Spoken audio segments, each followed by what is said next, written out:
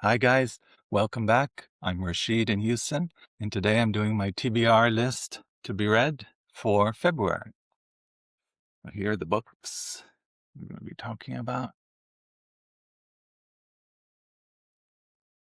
First off, I have this book by Andy Weir, Project Hail Mary, which is a New York Times bestseller.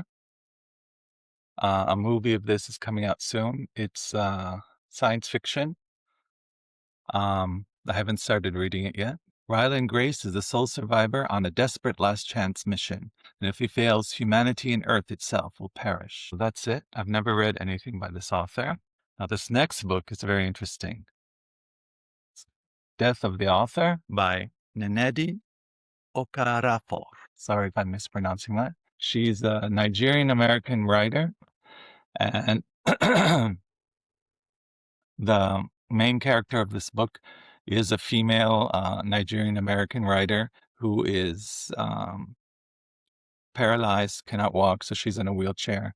And she writes novels, and she also teaches at a university, a writing course. So right off from the beginning, she's at the wedding of her sister at some resort, and her agent, I think, calls her or sends an email saying they won't be publishing her new novel because they didn't like it.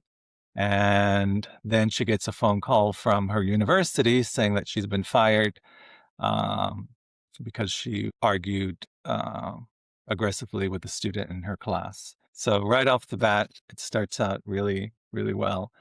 So this is going to be a murder mystery, I believe. Next, I have Mary Kubika's It's Not Her novel, which I just started reading. I got this through Book of the Month Club. Book of the Month Club has been around since 1926, I believe. My mother used to get Book of the Month Club books in Brazil at her book club. They used to order the books, and they used to come through the APO mail service at the U.S. Embassy. This is good so far. It's also a murder mystery. Courtney Gray's tranquil family vacation is shattered when she hears a blood-curdling scream from the lakeside cottage next door. There she finds the lifeless bodies of her brother and sister-in-law. Her teenage niece, Reese, is nowhere to be found, while her nephew, Wyatt, lies asleep upstairs, unharmed. As the police descend on the quiet resort town, disturbing secrets about Courtney's family start to emerge. When she learns that the town has secrets of its own, it makes her wonder if Reese is another victim in a brutal crime or if she's the killer. So this is a murder mystery thriller. Now, this book is I also got through Book of the Month Club, Best Offer Wins by Marissa Cascino. This is her debut novel. Before writing this book, she was a real estate agent or realtor. This I'm reading for my book club here in Houston this month.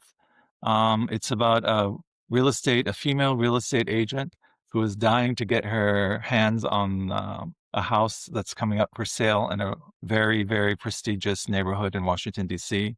And the book goes into all the means, both legal and illegal, that she goes through to try and get the house. And finally, but not least, is Shattered Lands. This is nonfiction. It just came out. It's more than 500 pages long.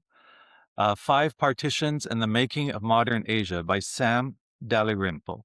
Now, Sam Dalrymple's father is very famous for writing books about India and the Raj. So this is about the British Raj, which at one point empire stretched all the way from Yemen in the Arabian Peninsula to India in the Indian subcontinent to Burma, which is next door to India.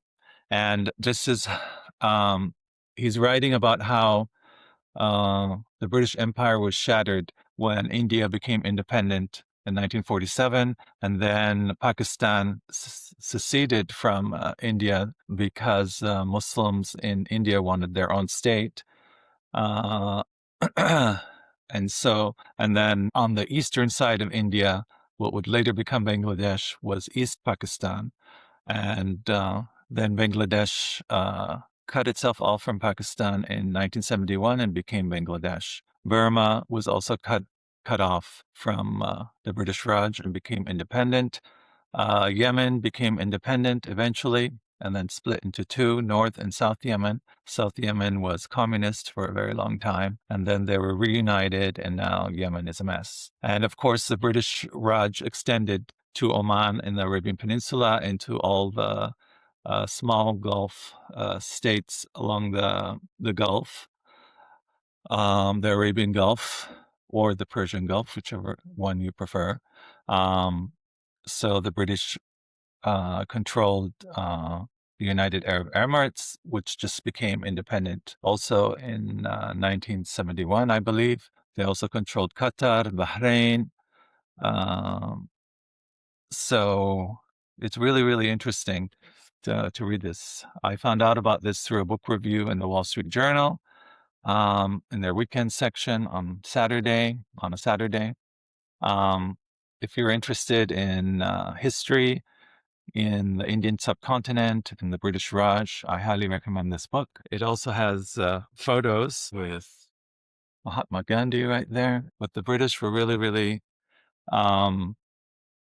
both terrible and how they ruled India. Basically took most of its natural resources and took it back home to the United Kingdom. But they also built India's vast railroad network, which was one of the positive things that they did. I believe they ruled the Indian subcontinent for around 200 years. So there's a long legacy of British colonialism in India, in Pakistan, and in the Gulf countries in the Middle East. So please leave a comment, subscribe to my channel if you like this, and I'll see you on the next one. Bye-bye.